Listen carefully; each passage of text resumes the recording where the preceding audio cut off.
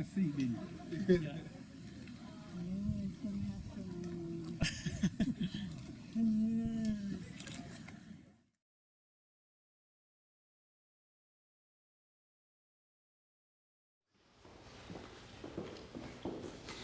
Hello, everyone. Thanks for coming out.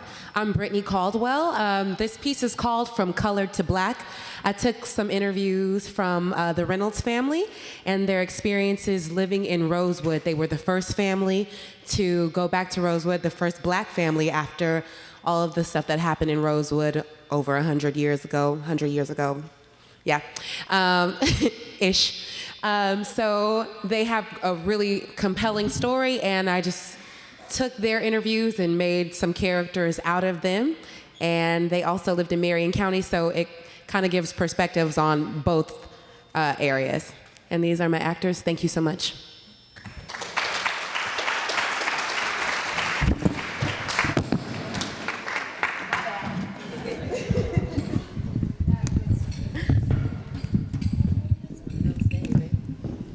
It's all right.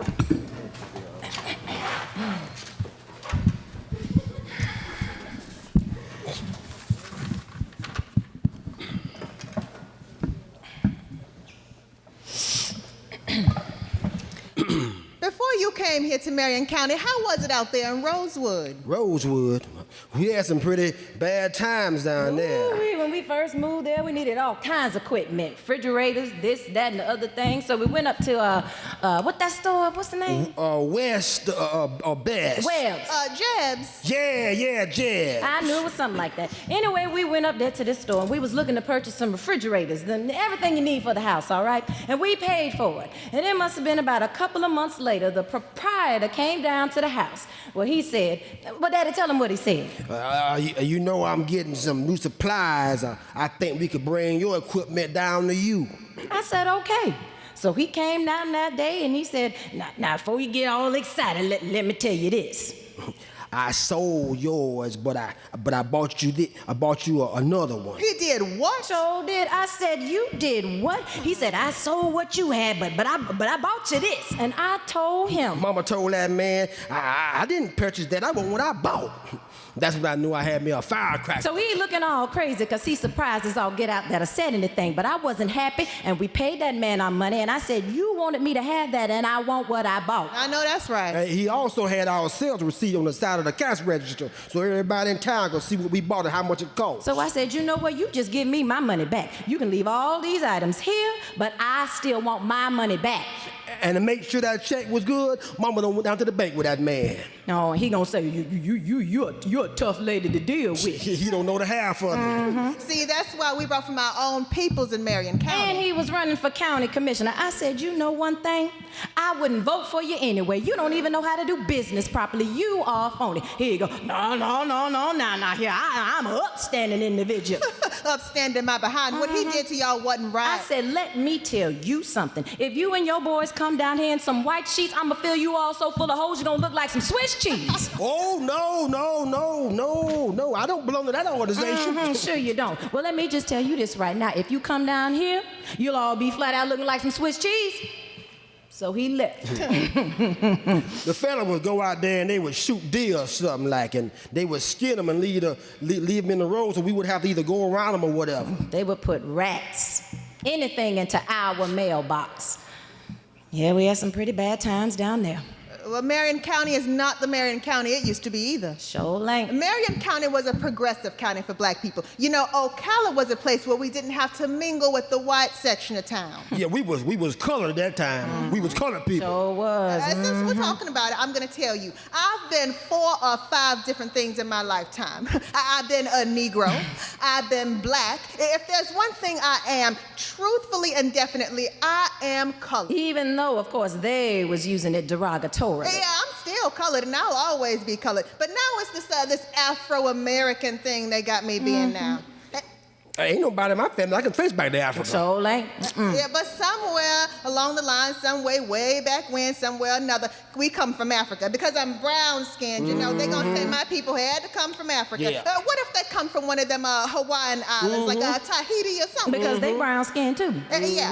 Anyway, like I was saying, a lot of people don't know. Well, you probably don't know. They don't know. Listen, can I say what I'm trying to say? All right, now. But go on in, fine by me. Okay, now in Marion County, everything we ever wanted was in the colored section of town. I mean, all the businesses. We even had the movie house called the Roxy Theater on Broadway. We didn't even have to go to the white folks theaters, because if you went to the white folks movies, they had you walk up the fire escape and sit up in the balcony, so we didn't go there. We went to the Roxy. And on Saturday. Oh, when I was going to school there, we had a colored band. Owned by colored people. On the corner of Broadway and Magnolia There Street. you go, right? And on Saturdays, let me tell you. You know, I don't know another colored bank in the state of Florida, but we had a colored bank in So Ocala. did. All up and down Broadway was colored businesses. Yes, sir. Black-owned businesses. Businesses on Broadway. You remember Scogan's? Nuh-uh. On Saturdays, as I was saying, you could find everybody up on Broadway shopping. In Marion County, all the colored people knew each other. Everybody knew You remember Scogan's? And his Japanese wife. What's her name? Hunky or Mookie or something like that. I forgot her name. Fuji. Yeah, Fuji. Yeah, I knew it was something like that. Yeah, we knew them pretty well. Yeah, we knew everybody, and they knew us. And Scoggins they were pretty nice too, for I was concerned. And Fuji gave me a bunch of honey or something or other. Are y'all done? I said the whole county and not just Ocala, because they would come to the woods to come to town. You would go up on Broadway and everybody is up there. I'm not joking. All up in the middle, having a good time in the middle of the Broadway. It's not like that anymore. Nobody knows anybody anymore. It's not the same. And colored folks done changed.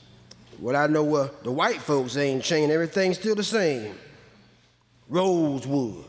The history repeats itself. Yeah, well, everybody's heard the saying that history repeats itself, right? But they don't know about Rosewood. 7 days after Christmas, 1923. 7 days after Christmas, 1923, is New Year's Day. When all the commotion started in Rosewood.